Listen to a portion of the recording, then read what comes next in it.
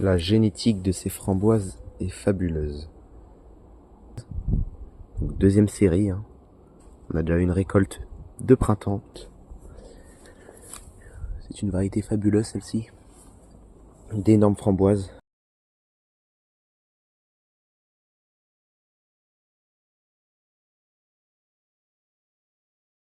On propose un tour au 26 août des cultures au jardin potager. On va voir un peu toutes les cultures. Donc, je vous fais un plan général.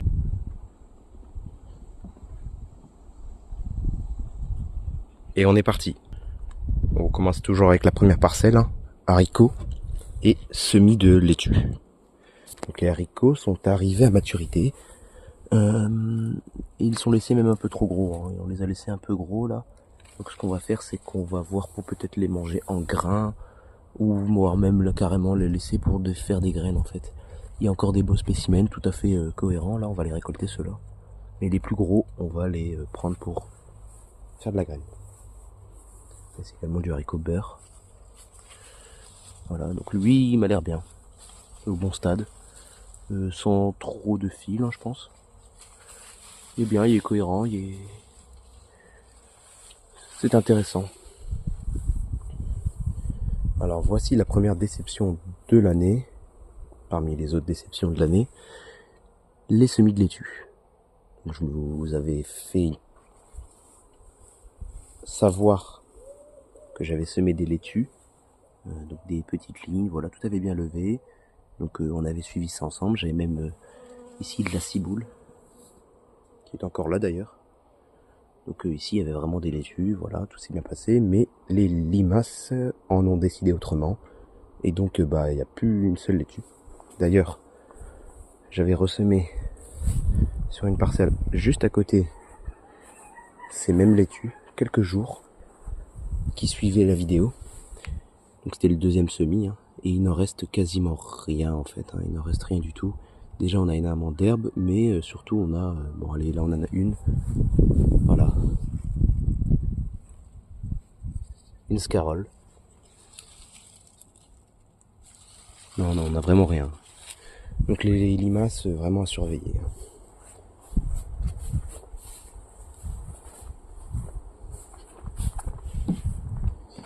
Donc ici nous avons la parcelle des choux et des oignons. Allons voir cela. Donc les choux de Bruxelles, hein, comme d'habitude. Bon, se porte bien, hein, il n'y a rien à faire là, depuis la plantation. On avait dit qu'on avait mis un engrais starter au démarrage, qui a bien aidé. Donc là on a nos choux. Voilà. Et ici les oignons. Donc bon, ça y est, ils sont arrivés à maturité. Ils sont bien secs, là, ils sont prêts à récolter, hein, sans plus. C'est pas du gros calibre, mais bon, il y en a, hein, voilà. Oignon Elsa Craig, ici. Bon, c'est censé faire de gros oignons, bon. Je pense que c'est parce qu'il y a trop de concurrence. Ici des choux, je pense qu'il y a trop de concurrence avec l'ombre. Il n'y a pas eu assez d'ensoleillement. Et ici de l'oignon, donc de l'oignon rose, un peu plus petit, de l'oignon rose, type Roscoff. Bon bah voilà, hein, ce sera tout pour cette année, on n'a rien de plus à dire. Voilà encore un peu d'oignon jaune. Bon, il devrait bien se conserver ceux-là. Hein. D'ailleurs j'ai quelques bulbilles que je remarque. Hein. Pour ceux qui ne savent pas, les bulbilles en fait ce sont juste de jeunes oignons. Hein.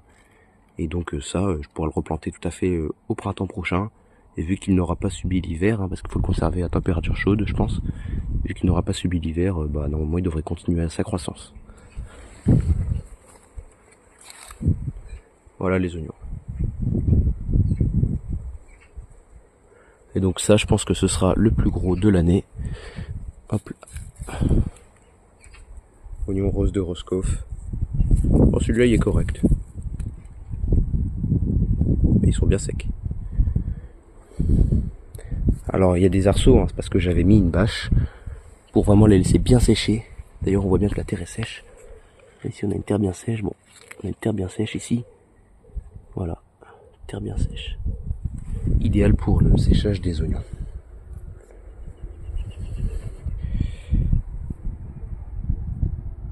Alors ici nous avons encore des choux de Bruxelles, donc rien à signaler, hein, une ligne de choux de Bruxelles.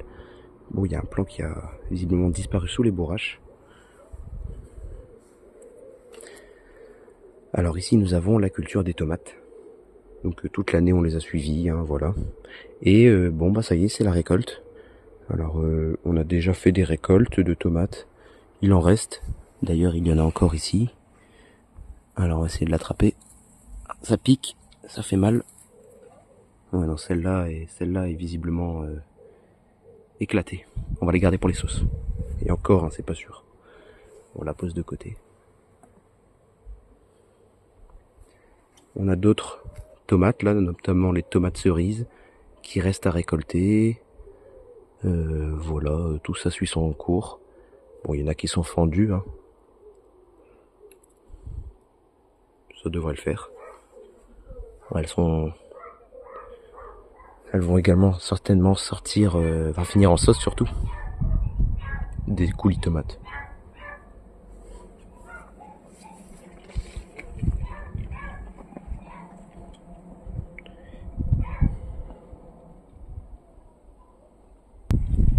Alors ici nous avons les choux, la parcelle de choux, des betteraves et encore des choux derrière. On va analyser cela. Donc les choux, premier chou ici, des choux cabus, classiques, hein, quintal d'Alsace, quelque chose comme ça. Ils sont formés, ça y est, ils sont bien.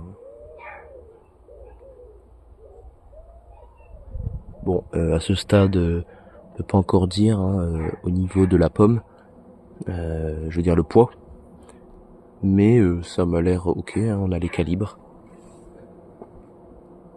Les betteraves, elles, c'est un peu moins bon. Un peu moins bon, hein. On voit qu'elles ont plus tendance à souffrir, notamment d'une carence. Hein. Une carence visiblement en phosphore, ainsi qu'en potassium. Des feuillages rouges comme ça, hein, c'est caractéristique d'un manque d'éléments minéraux. Tout là, on a de la petite betterave, pas très grosse. Donc visiblement, la carence est bien présente. Pour le chou, il n'y a pas trop de problème. Mais bon, pour la betterave, surtout qui est un légume qui fait de la racine, donc le phosphore, le potassium, c'est extrêmement important pour ces cultures, notamment le potassium. Hein. Je pense qu'il y a aussi du potassium, mais un feuillage rouge comme ça, c'est caractéristique quand même d'une carence au phosphore. Mais on a également des brûlures, hein, ici, donc ça peut être également le potassium. Donc affaire à suivre, l'année prochaine on essaiera de faire mieux.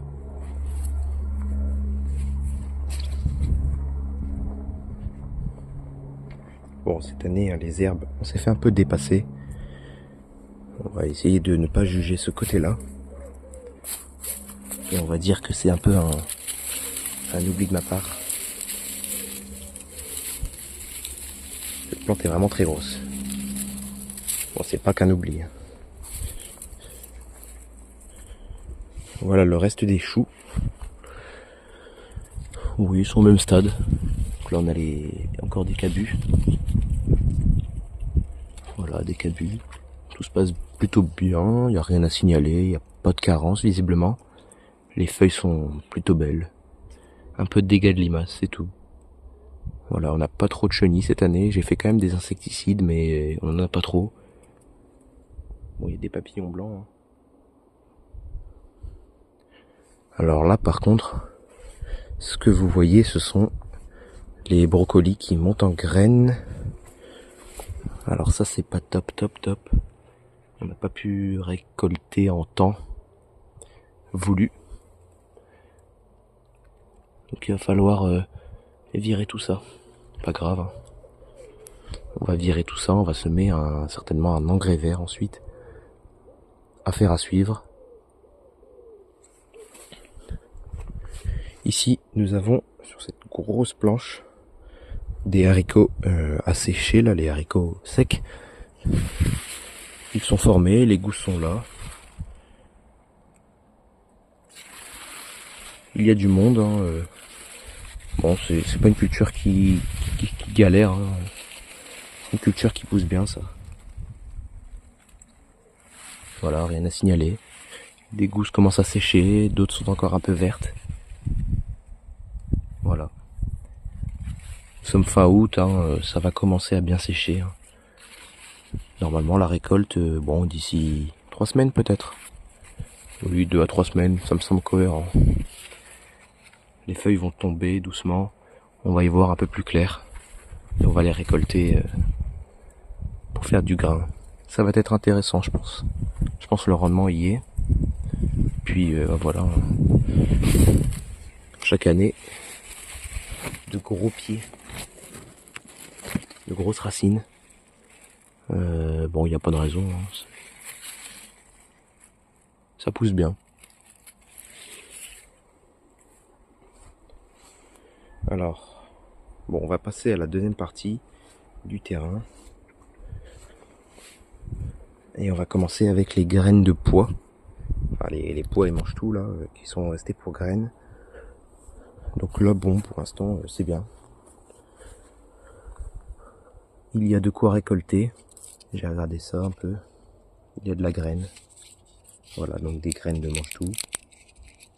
Également des graines de petits pois. On va s'occuper de ça dans les prochains jours. Voilà, de la belle graine, épaisse.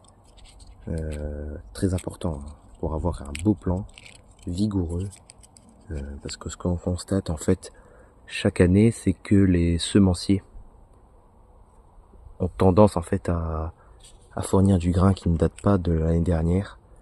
Bon, ça va marcher, hein, ça va germer, mais c'est vrai que pour avoir du plant vigoureux, moi je vous encouragerais toujours à faire vos graines. Et de toute façon c'est gratuit, ça prend juste un peu de place. Bon là il y a de la graine de mange-tout, on le voit bien. Il y a également de la graine de pois qui se balade. Donc on va trier tout ça et puis on va de toute manière l'année prochaine essayer une nouvelle variété. Donc dans le pire des cas ça produit des mange-tout. Et dans le meilleur des cas on a des mange-tout et on essaie une nouvelle variété l'année prochaine. Donc je vous en dirai plus pourquoi je changerai de variété au courant des prochaines vidéos. On repose ça ici au séchage. Là c'est vraiment sec. Hein. Ne faites pas comme moi, n'attendez pas autant. Là on voit même que ça commence à se décomposer. Donc il faudrait avoir récolté ça avant la fin de la semaine.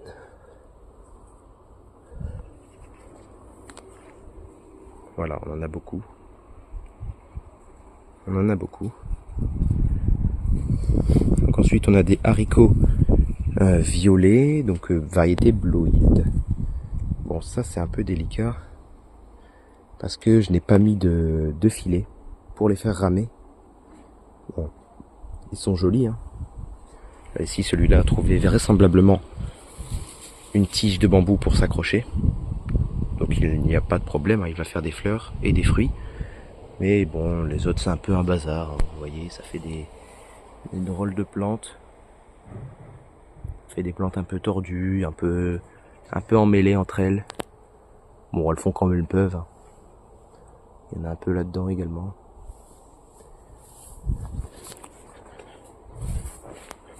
Mais c'est pas vraiment un problème, car il y a ces haricots là.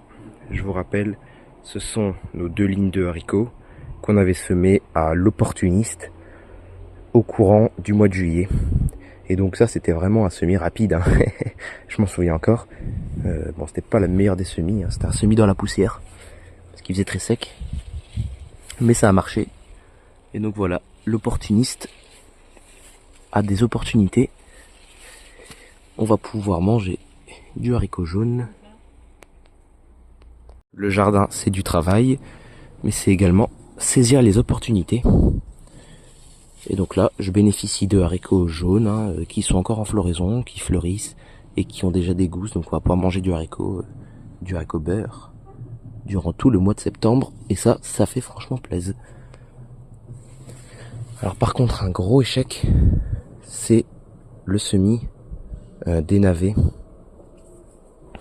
Beaucoup d'herbes, beaucoup de limaces.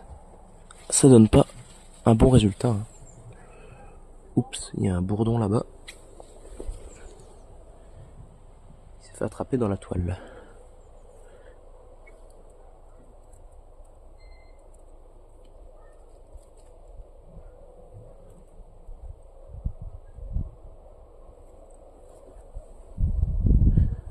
Voilà, donc les navets c'est compliqué. Bon, on a des plantes, hein. Je sais pas si vous y voyez grand chose. On a des navets, j'arrive à les voir moi. Vous, je ne sais pas du tout. Là voilà, là on en voit un. Là on en voit d'autres ici, mais vraiment beaucoup de limaces, hein, vous voyez. Quand on a des tiges comme ça, les limaces on sait qu'elles sont passées il y a peu de temps. En même temps c'est très enherbé ici. Franchement c'est pas très sérieux. Bon, on va désherber ça doucement. Mais j'aime pas trop ce travail, hein. J'aurais préféré désherber avant, quand on avait encore les fenêtres de tir disponibles. Là ça devient un peu délicat. De toute façon les semis de navets on peut encore en faire. Il n'y a pas de problème. Alors voici ici la parcelle des poireaux qu'on avait repiqué ensemble. Bon, tout se passe bien, hein. Les buts ont été faits il y a maintenant un mois. On avait rebuté ça en vidéo, je vous rappelle. Bon bah voilà, hein, tout ça suit son cours. Du poireau correct. Plusieurs variétés à laisser. Il y a des gros, il y a des petits, il y a de tout. Mais ils sont beaux.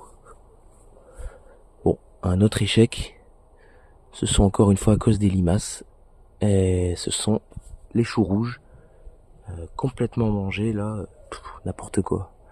Franchement là, il y en a un petit là-bas, c'est tout ce qu'il y a. C'est un peu du n'importe quoi cette parcelle. Au niveau des récoltes, je pense que je n'aurai rien. Le chou là, il s'est fait attaquer de partout, enherbé de partout. Et franchement, même moi j'ai un peu honte à vous montrer ça. Ah, des plans comme ça, c'est vraiment pas sérieux. Bon, c'était un essai, hein, le chou rouge. J'ai pas l'habitude de faire la culture. Mais là, pour le coup, ça se voit que j'ai pas l'habitude de faire la culture. Quand on a du résultat comme ça, franchement, c'est... Autant aller acheter le légume en magasin. On économise du temps et de l'argent. Là, c'est n'importe quoi. Alors là, on a des poireaux. Donc là, ça c'est bien. Hein, c'est les premiers poireaux. Ils sont un peu plus gros que ceux ici. On les voit. Hein. Ils ont un peu de tubage qui se forme doucement. Un peu de tubage. Donc là, on va pas tarder à balancer les engrais phosphopotassiques là, dans pas longtemps. Histoire de booster un peu tout ça. Pour obtenir du gros tubage. Pour l'automne, l'hiver et puis même le printemps. Le poireau, c'est une plante qui résiste bien au gel. Bon, la variété, je la connais pas.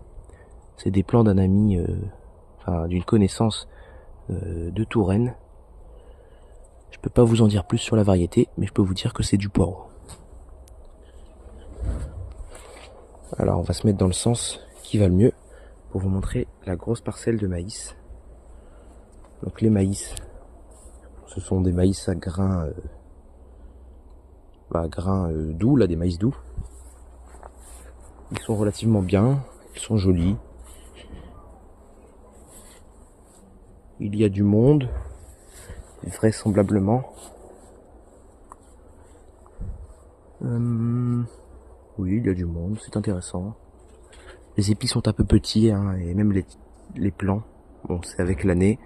Là, on a du beau temps, mais avec l'année, c'est vrai que les maïs ont tendance à être petits. Bon, la pollinisation s'est faite. Voilà, bon, rien à signaler. Hein. Il y a de jolis sons à l'intérieur.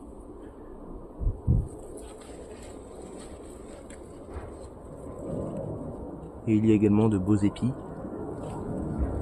Dans certaines parcelles, je vais même en laisser quelques-uns pour les graines directement.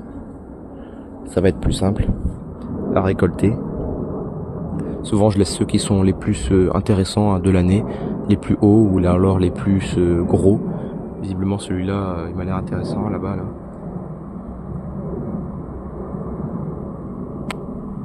Celui-là, je ne sais pas si on le voit à la caméra. Cette plante-là va peut-être finir en graine, celle-ci.